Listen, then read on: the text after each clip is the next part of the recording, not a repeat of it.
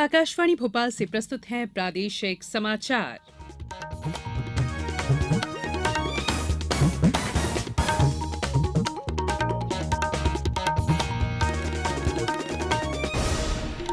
नमस्कार, समाचारों के साथ मैं संयुक्ता बैनर्जी। सबसे पहले इस बुलेटिन के मुख्य समाचार। आर्थिक मामलों की मंत्रिमंडल समिति ने सत्र 2023-24 के लिए खरीफ फसलों के न्यूनतम समर्थन मूल्य में वृद्धि को दी मंजूरी।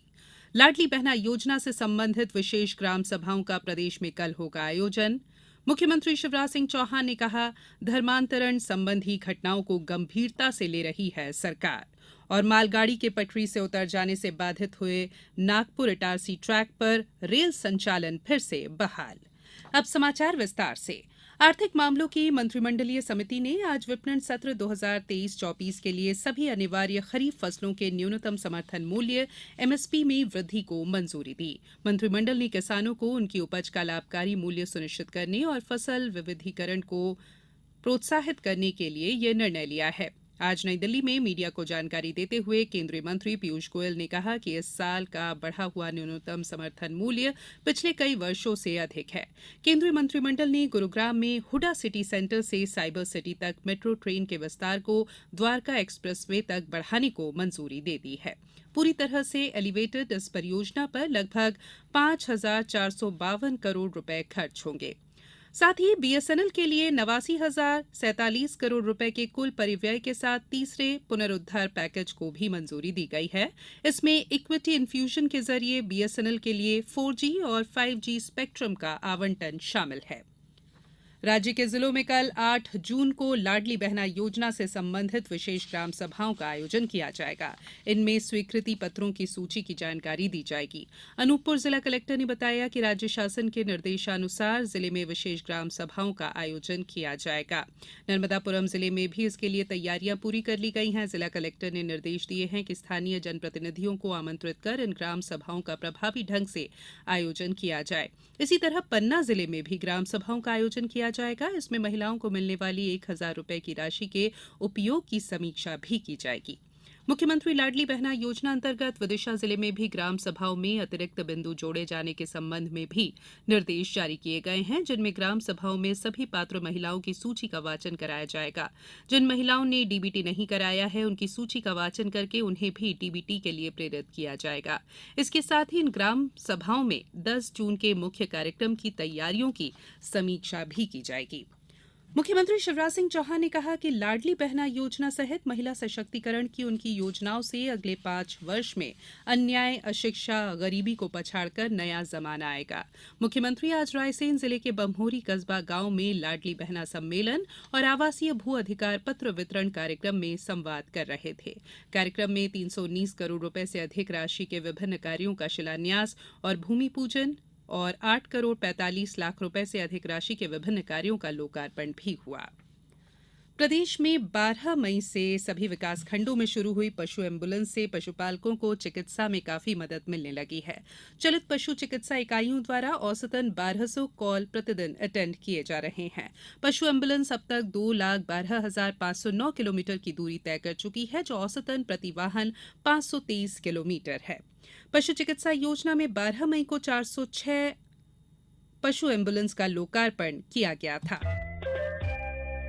ये समाचार आप आकाशवाणी भोपाल से सुन रहे हैं। हमारे समाचारों को अब आप कभी भी और कहीं भी अपनी सुविधा के अनुसार सुन सकते हैं। ये समाचार बुलेटिन यूट्यूब, ट्विटर और फेसबुक पर AIR न्यूज भोपाल पेज पर सुने जा सकते हैं। इसके अलावा आप हमारी वेबसाइट newsonair.com पर या AIR न्यूज ऐप पर भी समाचार सुन सकते हैं।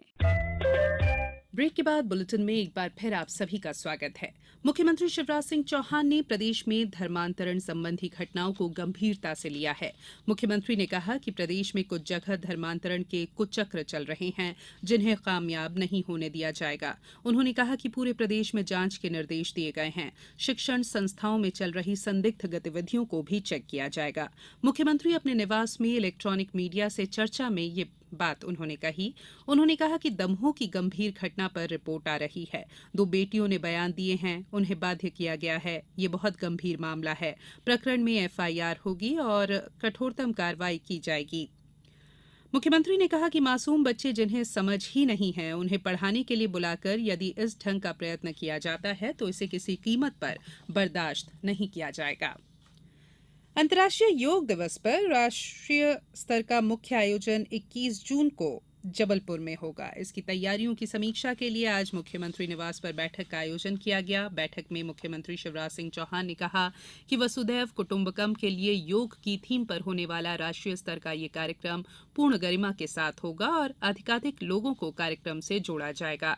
बैठक में बताया गया कि राष्ट्रीय स्तर का मुख्य कार्यक्रम जबलपुर के गैरिसन ग्राउंड में सुबह 6 बजे से शुरू होगा। कार्यक्रम में उपराष्ट्रपति जगदीप धनखड़, प्रदेश के राज्यपाल मंगूभाई पटेल की सहभागिता प्रस्तावित है। कार्यक्रम में मुख्यमंत्री शिवराज सिंह चौहान और केंद्रीय आयुष मंत्री सर्बानंद सोनोवाल भी शामिल होंगे। अंतर्राष्ट्रीय योग दिवस पर प्रदेश के सभी पर्यटन और ऐतिहासिक स्थल, नगरीय निकाय और ग्राम पंचायतों में भी योग कार्यक्रम होंगे। मुख्यमंत्री शिवराज सिंह चौहान ने कहा है कि बेटियों को बोझ नहीं वरदान समझा जाए। इस प्रदेश में लाडली लक्ष्मी और मुख्यमंत्री कन्या विवाह योजना सहित महिला सशक्तिकरण के लिए अनेक योजनाएं लागू की गई हैं। पंचायत और नगरीय निकायों में आरक्षण और महिलाओं के नाम अचल संपत्ति की रजिस्ट्री में विशेष छूट की व्यवस्था भी की गई है। इसके साथ ही महिलाओं का जीवन आसान बनाने के लिए मुख्यमंत्री लाडली बहना योजना लागू की गई है। मुख्यमंत्री आज पन्ना जिले के अजयगढ़ और झाबुआ जिले के मेघनगर और रामा में मुख्यमंत्री कन्या विवाह योजना अंतर्गत सामूहिक विवाह सम्मेलन में वर्चुअली शामिल हुए। अजयगढ़ में 305, मेघनगर में 458 और रामा में 278 जोड़े परिणय सूत्र में बंधे। मुख्यमंत्री ने सभी नवविवाहित जोड़ों को आशीर्वाद देते हुए उनके सुखी जीवन की कामना की। एक मालगाड़ी की बोगी बेपटरी हो जाने से बाधित हुए नागपुर इटारसी ट्रैक पर रेल संचालन शुरू कर दिया गया है। आज नागपुर इटारसी ट्रैक पर बैतूल के चिचंडा के पास गिट्टी से भरी हुई मालगाड़ी की बोगी अब ट्रैक पर पटरी से उतर गई थी, जिसके बाद आमला से आई टीम ने बोगी को वापस पटरी पर लाकर यातायात शुरू करवा दिया। अब कुछ समाचार संक्षेप में। जिला मुख्यालय मुरैना के पैनल लॉयर्स के लिए बेसिक प्रशिक्षण कार्यक्रम और जागरूकता शिविर का आयोजन किया गया। खंडवा के मुख्य चिकित्सा और स्वास्थ्य अधिकारी ने विकासखंड मूंदी की समीक्षा बैठक में निर्देश दिए कि आम नागरिकों को बेहतर स्वास्थ्य सुविधाएं उपलब्ध कराने के लिए नियमित रूप से सेवाएं दी जाना सुनिश्चित किया जाए। अनूपपुर जिले के 69 जलाशयों के नहरों का मनरेगा के तहत सुधार और सफाई काम कराया जा रहा है। इससे 1566 हेक्टेयर का सिंचाई रकबा बढ़ने की संभावना है। नीमच जिले में अतिवृष्टि, बाढ़ आपदा के समुचित प्रबंधन के लिए और आपदा की स्थिति में संपर्क समन्वय और त्वरित प्रबंधन कार्रवाई के लिए आपदा प्रबंधन पुस्तिका तैयार की गई है। बैतूल में गंज पुलिस ने 2 आरोपियों के कब्जे से 60,000 रुपए का गांजा जब्त किया है। 8 किलो गांजे के साथ 2 आरोपी गिरफ्तार किए गए हैं। और देवास जिले में विधानसभा निर्वाचन 2023 के लिए इलेक्ट्रॉनिक वोटिंग मशीनों की प्रथम स्तरीय जांच आज से शुरू की गई है। अंत में बुलेटिन के मुख्य समाचार एक बार फिर। आर्थिक मामलों की मंत्रिमंडलीय समिति ने सत्र 2023-24 के लिए खरीफ फसलों के न्यूनतम समर्थन मूल्य में वृद्धि को दी मंजूरी। लाडली बहना योजना से संबंधित विशेष ग्राम सभाओं का प्रदेश में कल होगा आयोजन। मुख्यमंत्री शिवराज सिंह चौहान ने कहा, धर्मांतरण संबंधी घटनाओं को गंभीरता से ले रही है सरकार। और मालगाड़ी के पटरी से उतर जाने से बाधित हुए नागपुर इटारसी ट्रैक पर रेल संचालन फिर से बहाल। बुलेटिन में फिलहाल इतना ही। इजाजत दीजिए। नमस्कार।